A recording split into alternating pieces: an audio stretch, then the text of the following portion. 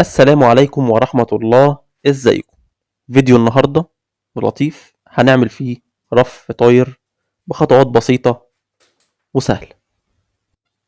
مبدئيا هنجهز قطعتين 15 في 60 سمك 6 مللي.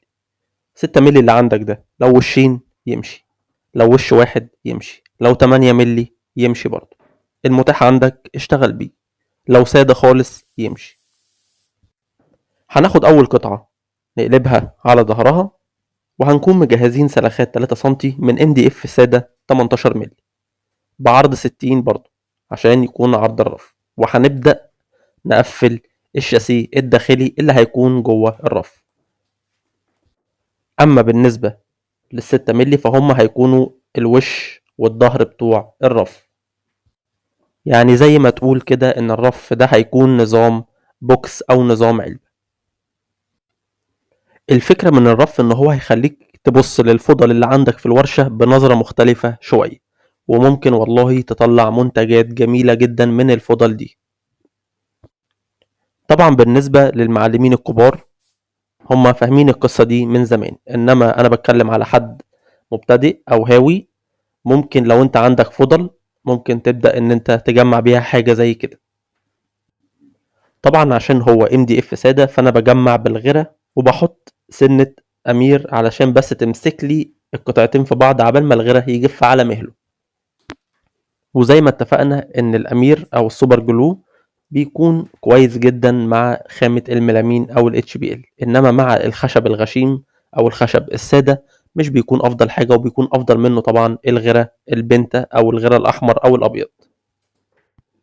نصيحة بقى وانت بتقطع القطعيات بتاعتك، لو هتعمل الرف ده عرض 60 سنتي خليه 61 سنتي هو والشاسيه بتاعه، بحيث وانت بتثبت بالغرة ممكن يتحرك مننا سنة كده أو سنة كده فيبرز من ناحية، لا احنا بنعمل الحركة دي كبر سنة براحتك. وبعد ما تخلص بناخد الرف أو القطعة اللي عملناها وبنبدأ نطهرها على المنشار. وبالنسبة للطريقة اللي أنا اشتغلتها دي طريقة سهلة جدا، في طرق أسهل من كده بإننا بنجيب قطعة 18 مللي وبنخرم فيها مسامير الرف الطاير وبنركبها على كده وبيكون سمك الرف 18 مللي. وفي أنا عملت قبل كده فيديو لرف طاير السمك بتاعه كان 8 سنتي، هسيب لكم الرابط بتاعه في صندوق الوصف أو هسيبه لك في علامة الآي اللي بتظهر فوق.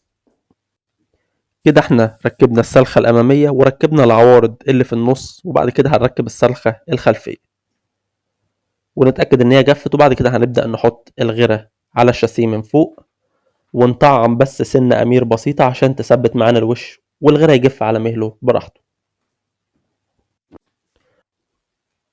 نصيحة بقى لو هتستخدم الأمير ومعاه المصلب في الحالات اللي زي كده، لو هتستخدم الأمير في القطعة والقطعة التانية ترش عليها المصلب بعد كده تلزقهم في بعض، فأنت لازم تكون على أقصى سرعة، لأن لو لزقت منك على عوجة مش هنعرف نعدلها تاني.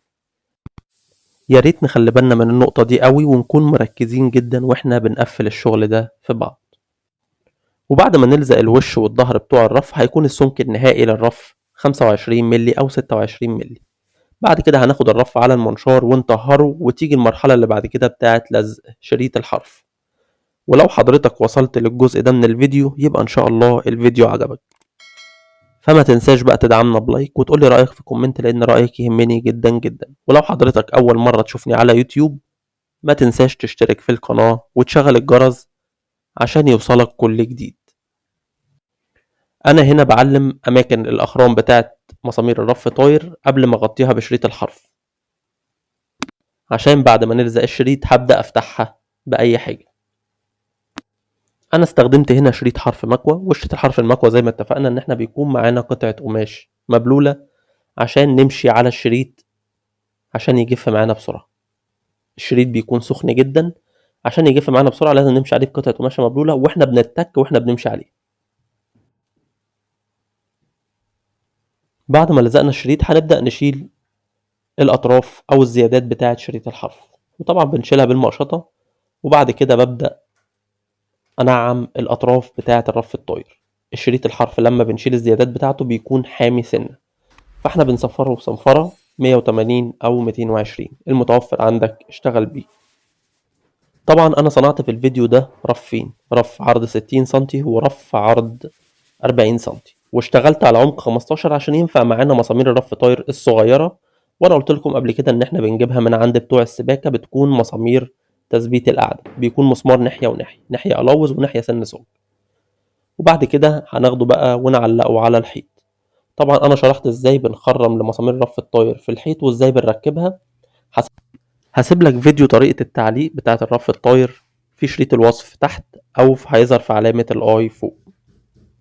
وبكده نكون وصلنا لنهاية الفيديو بتاع النهاردة. اتمنى تكونوا استفدتم وان شاء الله الفيديو يكون عجبكم، وبإذن الله نتقابل في الفيديوهات الجاية على خير.